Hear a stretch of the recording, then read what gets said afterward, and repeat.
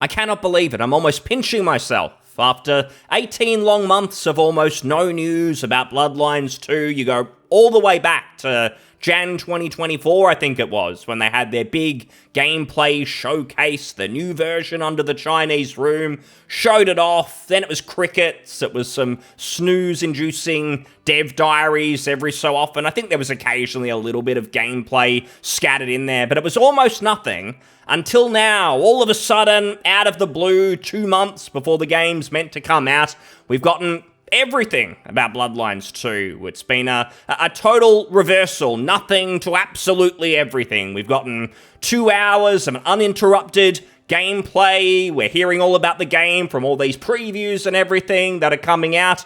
We even have the release date confirmed, October 22nd, I think it is. Perhaps most exciting of all, we've got the monetization strategy. We know how much the game costs. We even know that 2 playable clans are locked behind a paywall. This is innovation. I think this is the first time ever in CRPG history that we've got playable classes, or clans as they're called here, behind a paywall. Now, some may dispute that. They'll say there are games like Mass Effect 3 that did have, I think, classes behind a paywall. There's probably others out there, RPGs that are out there. But this is a sequel to a CRPG in Bloodlines 1. Most of the people who are interested in this, giving it any sort of time of day, really, outside of some hardcore World of Darkness fans, there's not that many of them. That's why they had to call this Bloodlines 2 to try and bring in the money. There's really not that many CRPGs, I can't think of any, that have locked playable classes behind a paywall. So there's innovation there. They're charging an extra, it's like $40 in my country. It's going to cost me $130 to get the complete edition. It's interesting because I think originally the playable classes or just any sort of DLC that was planned for this game was meant to come after. The original plans were for there to be expansions, for there to be actually new story, new content like that.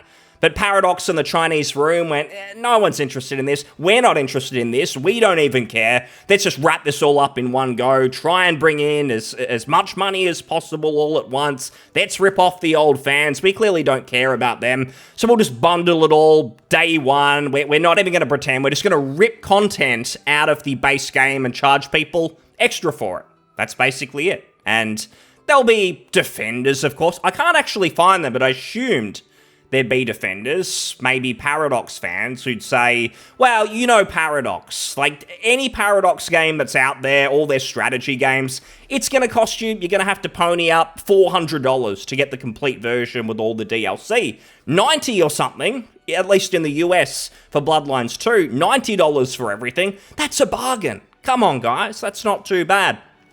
I'm not seeing a lot of that defense, though. In fact, if I'm being completely objective, the footage that has come out for the game, nothing looks completely embarrassing. It's not like Veilguard level. It's probably not even Starfield level with the NPCs and just all the embarrassing occurrences that went on there. It just looks bog average. It just looks pretty generic. It looks fairly mediocre, really. It's probably above expectations, given what a train wreck people would expect from this game. Not saying it's good or it's going to live up to Bloodlines, we'll get into that. But in terms of the game itself, it's not that tragic. However, this whole locking the clans behind everything, that's just stolen any thunder that they might have had. They might have kind of gotten away with this. They might have sucked people into maybe pre-ordering, nostalgic old fans who don't know any better, maybe people who've already paid for it. So far, they might not cancel their pre-order. They might just go to the finish line and see what this is all about. But because of this paid clans fiasco, it's basically just destroyed any momentum that they could have had. The game's just become a joke all over again. And Paradox, the Chinese room, they're all embarrassed, basically. They look pretty stupid, and this is all just going to end in tears, and people are just going to be laughing at them, basically. It's all over. That's really it for Bloodlines 2. Coming back to the game itself, first of all, and what people are kind of thinking, to summarize all the previews, what everyone's saying who's played it, it's essentially, this is not a Bloodlines game. It's not like the original, really, in any way, outside of the vampire, the World of Darkness side of things that you might expect. It's basically its own thing. It's an action RPG. It's very linear from a storytelling point of view. It's probably going to be more of a Telltale Games experience when it comes to the story and the choices that you make, which makes sense. It's kind of the Chinese room's bread and butter. That's what they kind of do with their other games. This might be a new team, but nothing's really changed there, it seems. There's a huge focus on the combat. That seems to have been their focus, really. I mean, everything's just about the combat, the hub world even. There was all that talk about, there's a hub world, there's an open world to explore, kind of like in the original, where maybe you can interact with people, you can go into buildings, complete quests in different ways, all of that. There is a hub world, but it's basically just somewhere for you to go from mission to mission, and it's all combat focused. Everything in the hub is likely combat focused. The missions you do, it's all combat. The skills you pick, they're all related to combat. That's really the game. I've seen this comparison has done the rounds for a while. It's just like a very dumbed down, very cheap version of Dishonored or something. And I personally think that's insulting to Dishonored, which is a proper immersive sim with all of those different gameplay elements. This doesn't have them, but it's like, well, the way that you control your vampires kind of like Dishonored, because you can jump around and all this sort of stuff pretty fast. The combat and everything, you're punching people really, really quickly. That is kind of where the comparisons to Dishonored ends. Maybe some of the level design, but again, everyone's saying it's very linear, so I'm not sure how much like Dishonored it'll actually be. That game has great level design, so I'm not seeing a lot. Now, a lot of the previews are kind of like puff pieces, so they'll kind of say, oh, everything looks all right here, but they never say it's an RPG. They never really compare it to the original in any meaningful way and kind of say it's a lot like the original in this and this way. They never say that. Just a lot of puff pieces that are out there. Feels like paid marketing. There's been a few of them doing the rounds even before this week. However, there was this Eurogamer article, which seems to be the most in-depth. It also appears to be the most honest. They seem to have been the most frank. And it's actually interesting because you can see the subject of the article, more action than RPG. Vampire the Masquerade Bloodlines 2 struggles to convince after a few hours of play. So basically nothing like the original. I can't hide it, I'm a little disappointed. Now the person who wrote this gives a fairly unfavourable preview of this game. Robert Purchase, his name is. Now some of you might have actually seen his work before, because Dragon Age the Veilguard was another game that he reviewed, and he gave it 5 stars. He said it's the best BioWare game that he's ever played. So this person who thinks the Veilguard is the best thing ever can't even be excited about Bloodlines 2 and says it's barely even an RPG. Now, either he's got buyer's remorse since about Veilguard, and now he's gone, I can't lie to the audience anymore, or we'll be yet another game review site that shuts down because no one reads our crap anymore.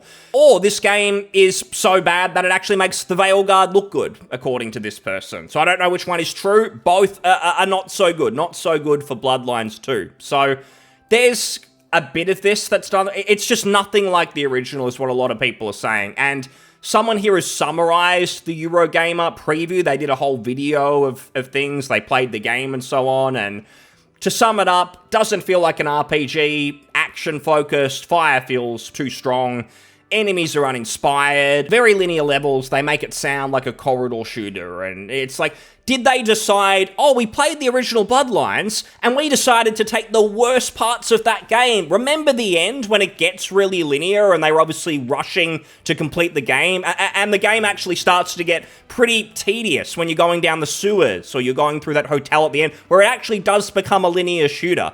Did they say, oh, that's what people must love about this game. Let's copy that and make that the whole game. Surely that'll get the original fans excited. Forget the hub worlds, forget all of the interesting quests with the different solutions and the way that you can actually use your skills outside of combat in the game. Forget that, we're going to make it like the last third or so, where it isn't so good.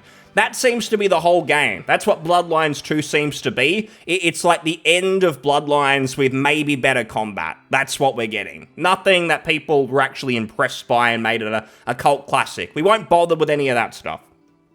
Low level of interaction. That sounds pretty Bloodlines. Dull characters. Seattle feels empty. There's another thing that just looked pretty obvious. If you looked at the dev diaries and you saw them showing off the hub world and different things, it's like if you're showing off the hub world, why are you showing us none of the content? Because to get people excited, you show a few quests that take place in the hub world where maybe you go into a building, you may be using some skills, there's different solutions, there's different outcomes depending on your choices. That's going to get people excited. Why don't you show that? They don't show it because it doesn't exist. It's never been part of the game. This isn't the sort of game that they're making. They're not trying to make a CRPG, a successor to the original Bloodlines. They're doing their own thing. Clearly, it's an action game, walking simulator influence for the story, linear storytelling. That's it. And then just to make things even better, you've got Fabian constantly talking in your head, guiding you through, making sure you can't get confused. Witty banter, reminiscent of games like Forsaken and so on, so get excited for that sort of writing. That's what you're going to get here. They openly call the two-lot premium clans grubby.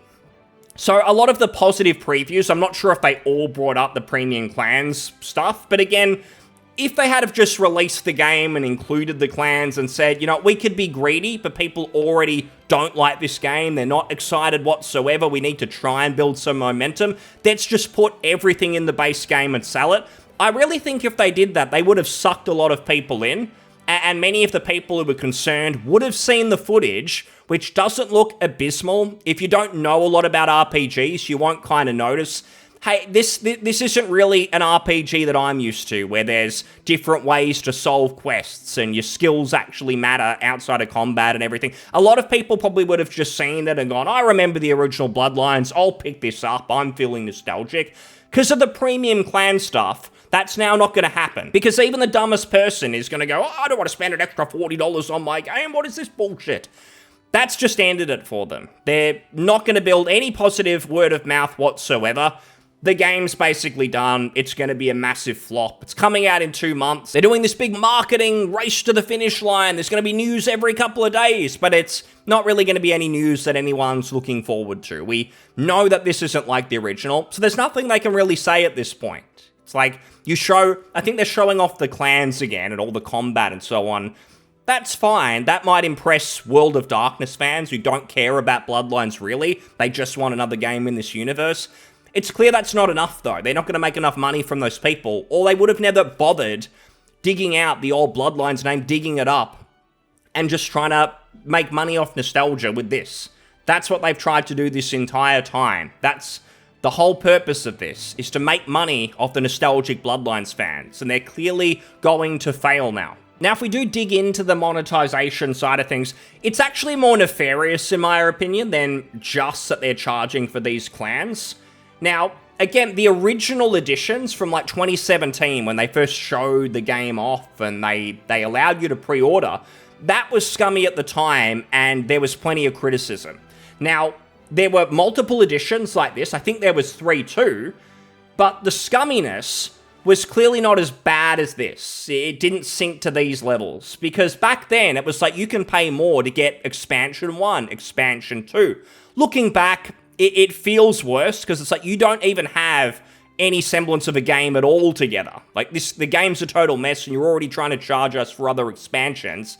Don't count your chickens. You're sort of trying to walk before you run. Just get a functioning game before you start thinking about expansions and charging people money for them. That's how people felt back then, especially after all the development hell stuff came out. This is a lot worse. Despite cancelling development at one studio and giving the game to another one, they're still trying to fleece everyone. They're still trying to do everything they can to recoup all of this money that they've lost.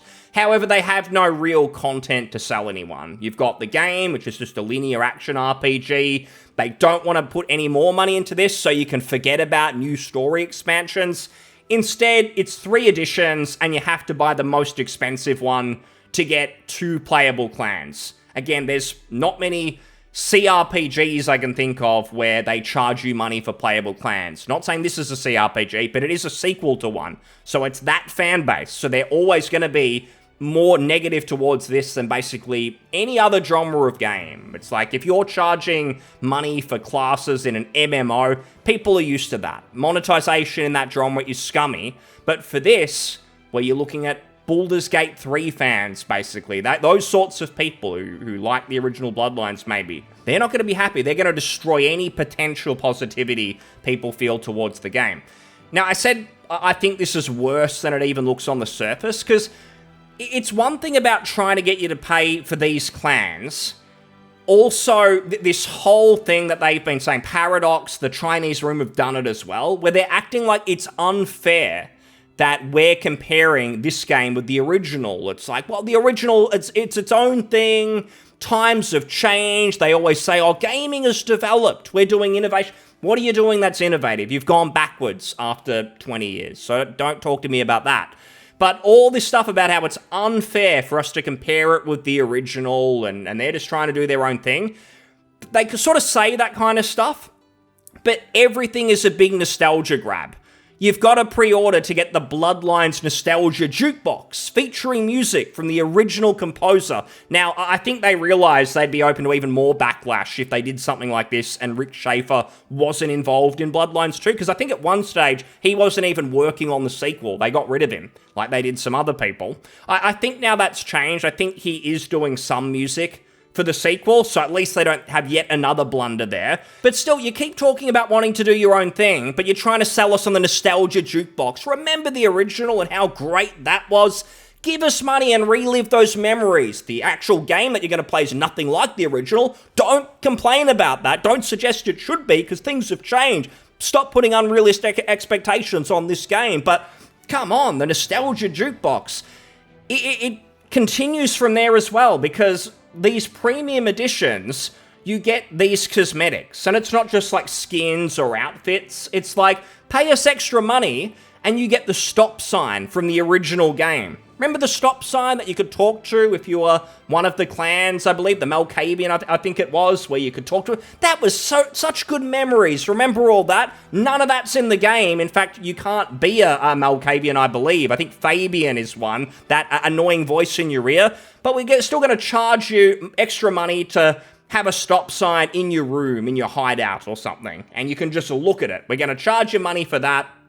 All a big nostalgia grab. They just want to make money off the name itself, but nothing about this sequel resembles the original in any way. And they'll sort of point fingers and act like you're unreasonable if you think this sequel should. If you're criticizing it, that's bad faith. How dare you criticize this game for not being like the original? That's bad faith. That's the sort of stuff that they say. But the truth is, I think this has gone worse for them because most people haven't been following the news of development, and I don't blame people. It's boring. Nothing's been happening. Like, I've made some videos on it, and anytime I do, it's like, yeah, no one really cares about this, do they? It's like, maybe there's like a little bit of laughter occasionally. It's not even really that funny. It's just been kind of a real slow-moving train wreck. It hasn't been like the big laughter clusterfuck all at once, like the Veilguard or a Starfield or something like that. To be fair, Starfield was after it came out, so that could happen with this. But it's just like nothing's been happening. It's just been sprinkles of news. If you have followed those sprinkles, you sort of knew most of this was coming. You knew this was not going to be like the original. So some people have now been kind of shocked. They turned off from all this for 3 years, and now they're coming back. It's like, hang on, this isn't even like the original Bloodlines. What's going on here? What's with these scam editions where they're charging for clans? I think it's actually been known for a while they were going to charge for these clans, but most people probably just didn't know because it was just buried away in an article that no one read. So it was pretty obvious this was going to happen, the paid clans, but seeing all the nostalgia grabbing, that's just embarrassing. That just makes them sink even lower, really. We'll also say some of those previews that have done the rounds, like, you get something like this, the IGN one, and some people say, like, IGN, like, they've never been good. They're not as bad now than they used to be. That's an opinion I see occasionally. Well, something like this, where it's a Bloodlines 2 first impressions from a series veteran, and when they say series veteran, I sort of wonder, are you a Bloodlines veteran, or are you more of a World of Darkness person? And I think that matters, because it is those World of Darkness fans, those Vampire the Masquerade, just in general fans, who are the ones who say, oh, I'm sick of these toxic Bloodlines fans. Go away, let this be its own thing. They called it Bloodlines 2 specifically to bring us in, so don't give us that. Like, this matters. And it's Liana Hafer who has made this video. Liana Hafer. And I didn't watch the whole thing, but it seemed like relatively positive, and they're a series veteran, so everything's fine, right? Well, this is the same person who gave Veilguard a 9 out of 10. It's the same person who said, if there's any game that calls the Gulf of America, then they'll take a whole point off the review score. I remember this controversy ages ago. It's basically an anti-Trump thing, and this person melted down. So these are the sort of people saying maybe positive things about the game. No one's saying it's like the original, really, but some people are trying to be positive about it, give it that spin. It's these sort of clowns, so it's hard to take that seriously, especially when a negative review came from someone who gave the Veilguard a 10 out of 10. So, not looking so good. I can't find anything positive about this. Reddit has never been more negative. Like, every post is just memes about the game, about the monetization, charging for clans. It's not like the original. This whole thing is a joke. Normally, this sort of stuff would just be moderated away and it would just become a shill fest for the game. That's what happens with most unreleased titles. You saw it with Veilguard, you see it with a lot of games on the various subreddits. They're not even bothering with Bloodlines 2. The mods just gave up, it seems, and went, no, we're not even defending this. Fuck it. So, no one's positive. The last chance that Paradox and the Chinese Room had to create some sort of positive momentum, I think they could have with more those sort of just normie RPG fans, if they had have just released the footage, not gotten greedy with the monetization. That's ruined them. That's confirmed. This is going to be the next train wreck. This has basically just been them self-sabotaging and confirming without a doubt that this is just going to be the next one of those games. The next one that no one spends any money on it. No one's interested in actually playing it, but the entertainment just comes from it being something to point and laugh at because it's a big failure. And we'll leave it there. Thanks for listening. I'll see you on the next one. Cheers. Bye.